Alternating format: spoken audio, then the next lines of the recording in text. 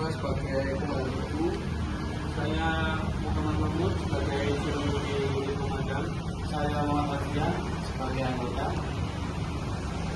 Izin untuk bertanya Bapak, untuk bagaimana alur penerimaan laporan kebakaran sampai setelah pemadaman kebakaran pada dinas kebakaran?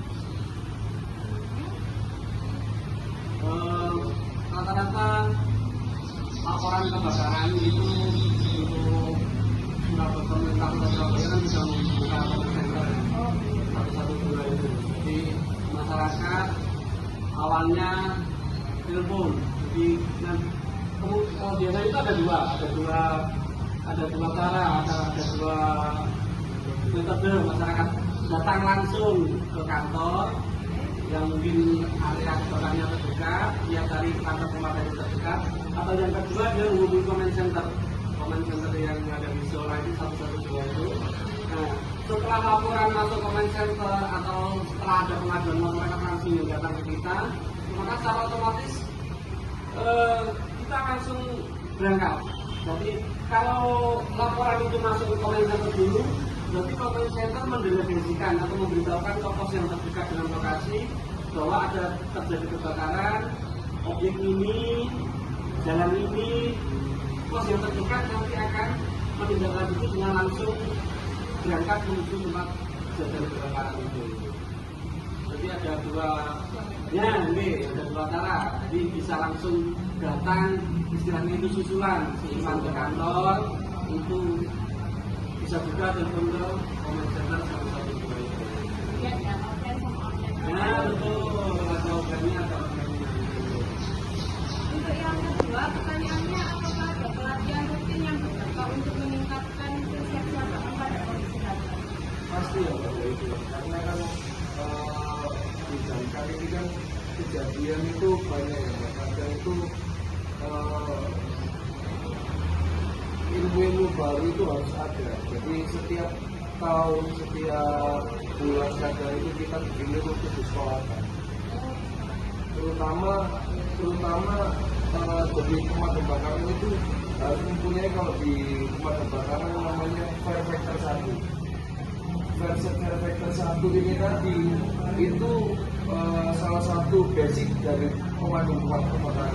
Jadi warga pun tidak bisa jadi pemadam kebakaran kalau tidak punya sertifikat SF1 ini tadi. Itu pedoman kita dari SF1 ini tadi. Karena memadamkan api tidak asal soalnya Mbak. Betul. Biasanya berapa? Trainingnya biasanya 6 bulan sekali. Itu untuk nge-refresh saja. Yang ketiga, berapa waktu untuk respon rata-rata dari sampai ke lokasi? Jadi kalau misalkan dari telepon tadi itu kira-kira berapa lamanya? Saya tambah ya, mulai dari telepon tadi ya. Itu dari pelapor itu harus menyampaikan. Yang pertama, nomor teleponnya berapa, pelapornya ini. Yang kedua, kejadian kebakarannya yang seperti apa, ruko, rumah, terus sudah berapa persen, atau langsung dokumentasi dan server. Itu untuk mempercepat kita. Yang ketiga, aksesnya kayak gimana. Jadi kita bisa akumulasi, jalannya sempit harus pakai unit yang kecil, jalannya besar harus pakai unit yang besar, ditambah sama yang kecil. Biasanya kalau operasinya kayak gitu Mbak. Berarti jadi beda-beda punya. Betul, tapi lebih banyak kita tandemkan yang kecil masuk, yang besar suplai air di luar kayak gitu. Respon time kita sekarang 6,5. Jadi Pak Wali mulai menerima mulai diberangkatkan sampai tiba di tempat kejadian itu Pak Wali juga 6,5. Mulai dari satu mulai dari kalau 2019 sampai kemarin yang terjadi Surabaya. Mulai 2 bulan yang lalu Pak Wali tingkatnya langsung 6,5 menit mulai diberangkatkan harus nyampe ke tempat kejadian kebakaran. Itu jauh atau dekatnya 6,5 menit? Yang ini yang nanti estimasinya nanti komentarnya yang bisa akumulasinya gini ya. Pos pemadam kebakaran kan banyak di Surabaya. Oke.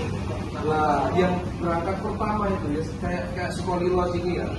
Kayak Sekolilos ini misalnya yang kebakaran di berarti kan wilayah kita. Oh iya, iya. Yang tim dari Sekolilo ini ya kalian mencapai 6,5 menit ini. Dan kalau yang bantuan lain-lainnya karena sudah mengikuti radius, sudah ada radiusnya, makanya kita ambil kesimpulan di tingkatnya Pak Wali untuk 6,5 menit karena radius kita sudah banyak, jadi jangkauannya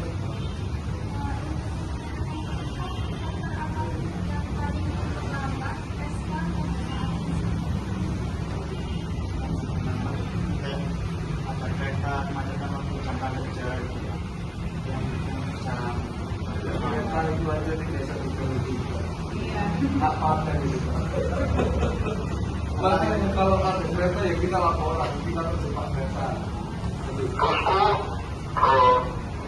sebetulnya kalau di lapangan itu faktor yang memperlambat itu satu aksesnya, akses jalannya terlalu sempit. Terus yang kedua gapura yang terlalu pendek itu juga menghalangi akses kita untuk masuk. Oke, makanya kita sosialisasi terus ke masyarakat, ke perangkat itu kampung untuk gapura itu minimal tingginya harus sekian 4 meter. Itu tujuannya untuk mempercepat akses kita masuk ke lokasi kebakaran. Terus kadang kursi tidur itu juga mengganggu, kita untuk memperlambat akses kita untuk nyampe ke itu. Walaupun itu sebenarnya memang bahagia, tapi kita nanti sosialisasi kita ke masyarakat kan jangan terlalu tinggi, jangan terlalu pendek jaraknya gitu. Itu juga harus menghambat akses kita untuk nyampe ke lokasi kebakaran. Terus juga waktu menerima kejadian itu lihat dari jam berangkat kerja atau pulang kerja itu juga jadi yang baik. Kalau jam pulang kerja kan macet Pak. Iya. Itu juga jadi yang baik. Dan alhamdulillahnya warga Surabaya kesadarannya sudah meningkat daripada tahun 2012 kemarin. Jadi kalau ada sini yang mengadakan Langsung ya, guys. kali ini masih kita jalan itu kesadaran masyarakat kita alhamdulillah sudah mulai baik, mulai bagus.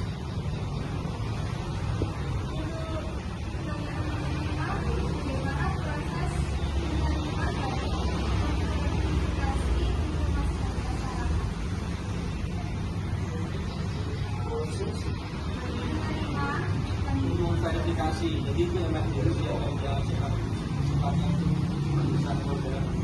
Ya itu Mbak tadi yang saya sampaikan tadi. Jadi dari comment center itu gali informasi dulu ke yang telepon tadi yang lagi terdampak tadi. Bagaimana kondisinya? Yang saya omongkan tadi. Posisinya apinya besar apa enggak, terus apa namanya kalau dievakuasi posisinya di mana untuk misalnya kucing atau apa sifatnya itu darurat apa enggak. Jadi dari comment center itu sudah mengkonfirmasi ke situ, lalu disampaikan ke kami, jadi kami harus ada respon cepat di situ.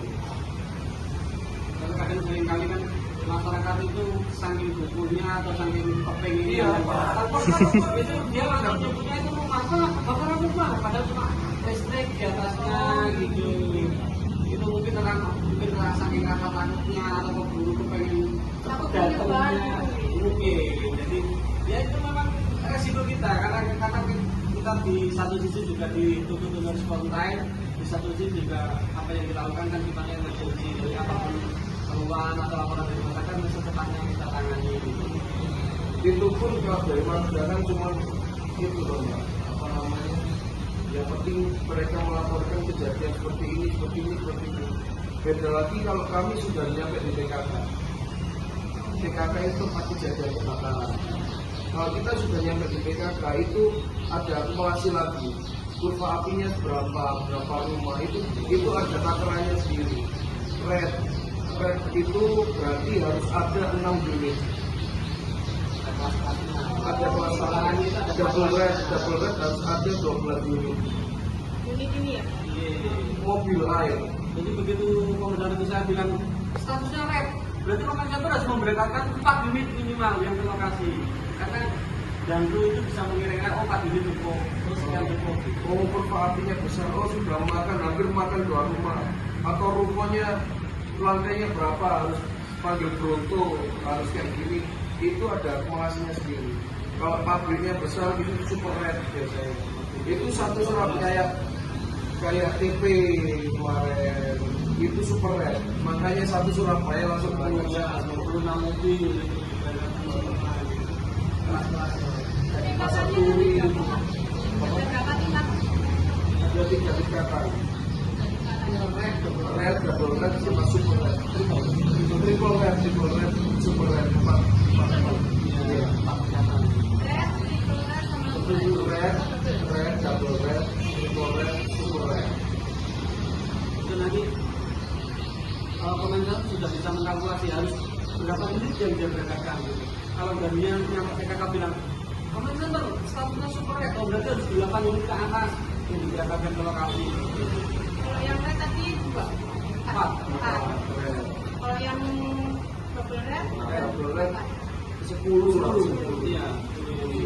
kalau yang triple tadi Triple bisa sampai 15. 15. Ya, kalau sudah super itu berarti Satu rata-rata Surabaya super. iya 20 lebih, 20 ke atas itu. 20 tahun, kadang itu sampai dari Bantul Sidoarjo bersih Pak. Iya. Kita Ralen juga itu kan. itu tuh biasanya mengganti dari komen Iya.